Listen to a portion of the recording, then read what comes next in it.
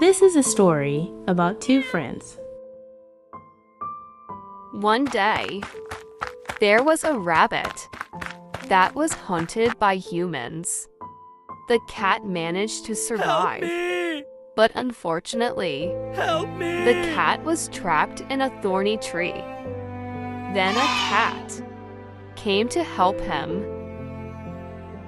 After successfully Thank you so helping much. the rabbit, the cat treated its wound. Then, when the cat was alone, an evil wolf came who wanted to eat him, and the rabbit immediately brought his other friends to protect him. The wolf ran away in fear, and in the end, they became good friends.